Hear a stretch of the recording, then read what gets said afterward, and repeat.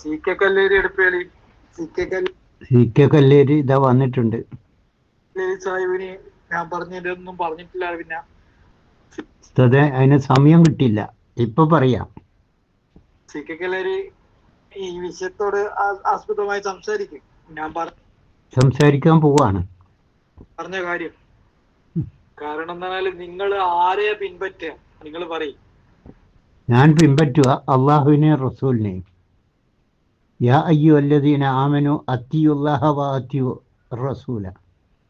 അങ്ങനെ അള്ളാഹിനെ റസൂലിനെ അനുസരിക്കാൻ വേണ്ടി ഖുർആൻ്റെ അകത്ത് എമ്പാടും ആയത്തുകളുണ്ട്. ആരനുസരിക്കാൻ? അള്ളാഹുവിനെയും റസൂലിനെയും പിൻപറ്റാൻ വേണ്ടി എമ്പാടും ആയത്തുകളുണ്ട്. മോമിനീങ്ങളാണെങ്കിൽ അള്ളാഹിനെയും റസൂലിനെയും, വാത്തിയുല്ലാഹ വാത്തിയു റസൂല ഇൻ കുന്തും മോമിനീൻ, നിങ്ങൾ മോമിനീങ്ങളാണെങ്കിൽ അള്ളാഹുവിനെയും റസൂലിനെ അനുസരിക്കുക, പിൻപറ്റുക എന്നാണ് അള്ളാഹ് പറഞ്ഞത്. പിന്നെ അത് ഞങ്ങൾ ചെയ്യുന്നുണ്ട്. അതിന് മറുപടി നിങ്ങൾ പറഞ്ഞിരിക്കണം. ഇതാ മറുപടി പറയുന്നു. നിങ്ങൾ ആരെയാ പിൻപറ്റുന്നത്? അള്ളാഹുവിനെ റസൂലിനെ.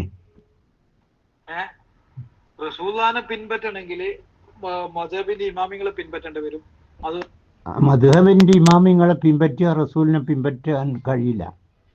അത് ഇമാമിങ്ങളെ പിൻപറ്റല്ല. മദ്ഹബിന്റെ ഇമാമിങ്ങളെ പിൻപറ്റിയാൽ റസൂൽ സല്ലല്ലാഹു അലൈഹി വസല്ലം പിൻപറ്റാൻ ഒരിക്കലും കഴിയില്ല. പിന്നെ മേലെയുള്ള താബിയങ്ങളെ പിൻപറ്റേണ്ടി വരും. പല അബൂബക്കർ സിദ്ദീഖ് പിൻപറ്റണം, ഉമർ പിൻപറ്റണം, എല്ലാ സഹാബാക്കളെയും എല്ലാ ഇമാമിങ്ങളെയും പിൻപറ്റണം. ഇവരൊക്കെ പിൻപറ്റുന്ന അബൂബക്കർ സിദ്ദീഖിനെ, ഉമർ റളിയല്ലാഹുവിനെ, ഉസ്മാൻ റളിയല്ലാഹുവിനെ, താബിങ്ങൾ, ഇമാമിങ്ങൾ, ഓലെയൊക്കെ പിൻപറ്റുന്ന എങ്ങനെയാണെന്നോ ഉസ്താദേ? അവരൊക്കെ പറയുന്നത് ഖുർആനിലുള്ളതായിരിക്കണം, അല്ലെങ്കിൽ റസൂൽ സല്ലല്ലാഹു അലൈഹി വസല്ലമിന്റെ ഹദീസിലുള്ളതായിരിക്കണം.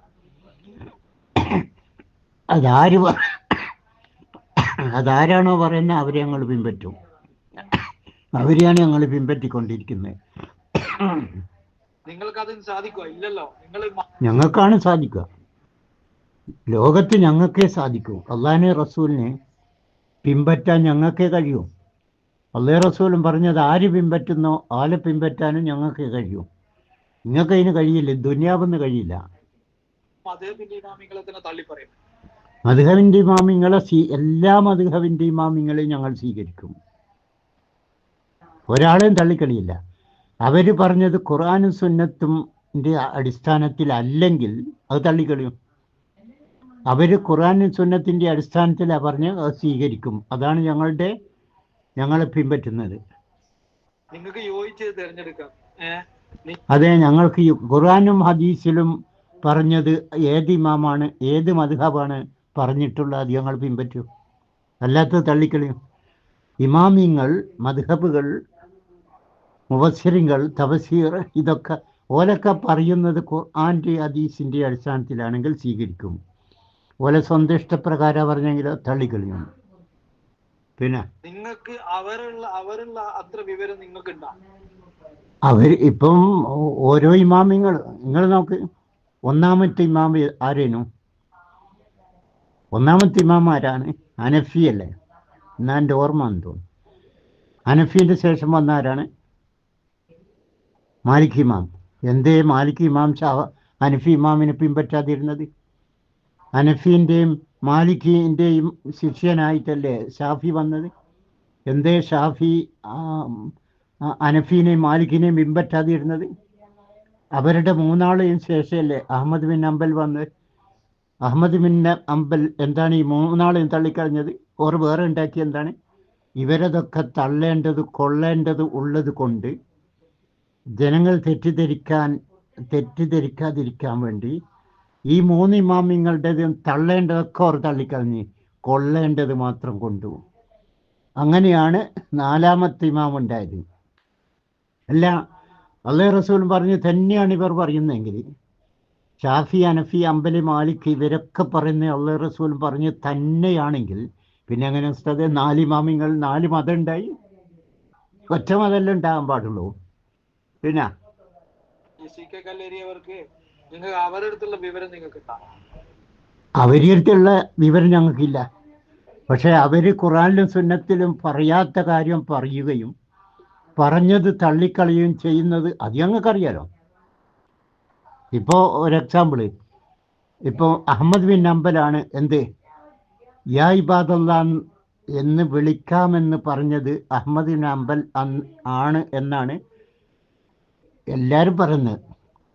സലഫികൾ ഒഴിച്ച്, മുജാഹിദുകൾ ഒഴിച്ച് ബാക്കിയുള്ള ജിന്നവാദികളും സമസ്തക്കാരൊക്കെ പറയുന്നത് അഹമ്മദ് ബിൻ ഹംബലാണ് അങ്ങനത്തെ ഒരു വാദം കൊണ്ടുവന്നെന്ന. ഞങ്ങൾ പറ്റ തള്ളിക്കലും, 100% തള്ളിക്കലും സ്വീകരിക്കില്ല. അത് അഹമ്മദ് ബിൻ ഹംബൽ പറഞ്ഞല്ലേ എന്ന് വിചാരിച്ച് ഞങ്ങൾ സ്വീകരിക്കും, ഒരിക്കലും സ്വീകരിക്കില്ല, തള്ളിക്കളയും. അതുപോലെ ഷാഫി ഇമാം അല്ലേ, പെണ്ണിനെ ഒളിവെടുത്തതിന് ശേഷം പെണ്ണിനെ തൊട്ടാൽ ഒളു മുറിയും എന്നാണ് ഓരഭിപ്രായം. എന്നാൽ അനഫി ഇമാമിൻ്റെ അഭിപ്രായം എന്താണ്? പെണ്ണിനെ തൊട്ടാൽ ഒളു മുറിയില്ല. അതിലേതാ സ്വീകരിക്കുക? അള്ളാഹിനെ റസൂലിനെ അനുസരിക്കുന്നതിൽ ഏതാ സ്വീകരിക്കുക?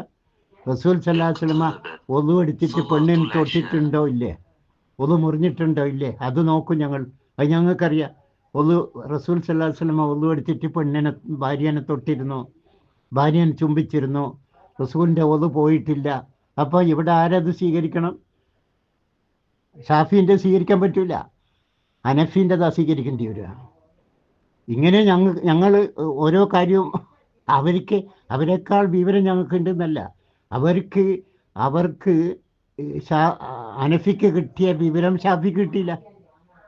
പക്ഷേ ഷാഫിക്ക് കിട്ടാത്ത ആ വിവരം ഞങ്ങൾക്ക് കിട്ടി ഹനഫീൻ്റെ അടുത്തുനിന്ന്. അങ്ങനെ അവസ്ഥ. പിന്നെ നിങ്ങൾ അവർ പഠിച്ച പോലത്തെ ഇത്രയും ലക്ഷങ്ങൾ ഹദീസ് കാണാപ്പാടം പഠിച്ചു വെച്ചിട്ടുണ്ടോ? ലക്ഷം ഹദീസ് ഇല്ലാലോ ഉസ്താദേ. ലക്ഷക്കണക്കിന് ഹദീസ് ഉണ്ടോ ഭൂമിയിൽ? ഇല്ലല്ലോ. സഹിയായ ഹദീസ് എത്രയുണ്ട്? 7000 ചില്ലാനോ? എല്ലാം കൂട്ടിയാൽ എത്ര ഉണ്ടാവും? മറ്റേതൊക്കെ ഹദീസാണെന്ന് വിചാരിച്ചിട്ട് ഇമാമിങ്ങൾ ഹദീസാണെന്ന് എഴുതി ചേർത്തല്ലേ ഹദീസ്. അത് ഈ ലക്ഷങ്ങൾ കാണാണ്ട് പഠിച്ചെന്ന് പറഞ്ഞൊക്കെ ഹദീസ് ഉസ്താദേ? അല്ല ഉസ്താദേ.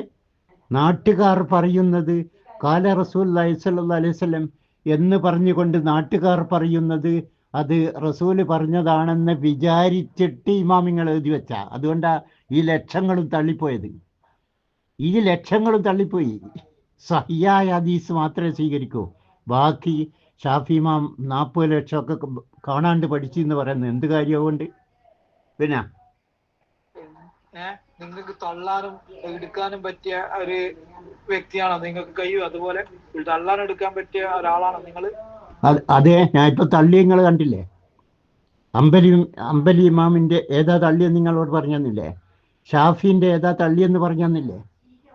അനഫീൻ്റെത് ഏതാ സ്വീകരിച്ചതെന്ന് പറഞ്ഞെന്നില്ലേ? ഇതുപോലെ ഞങ്ങൾക്കറിയാം.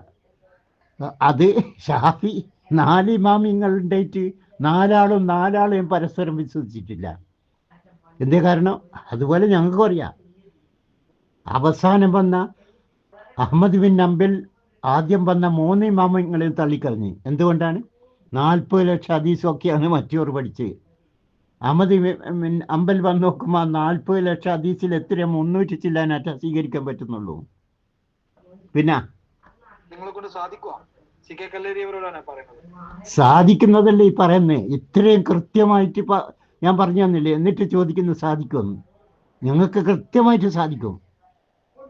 ഇമാമിങ്ങൾ പറയുന്നത് സഹിയാണോ, ഖുർആന്റെ സുന്നത്തിന്റെ അടിസ്ഥാനത്തിലാണോ അല്ലേ എന്ന് മനസ്സിലാക്കാൻ ഞങ്ങൾക്ക് കഴിയും. അതുകൊണ്ടല്ലേ ഞങ്ങൾ സലഫികളായത്, അതുകൊണ്ടല്ലേ ഞങ്ങൾ മുജാഹിദുകളായത്. ഞങ്ങൾക്ക് അതിന് കഴിയുന്നത് കൊണ്ട്.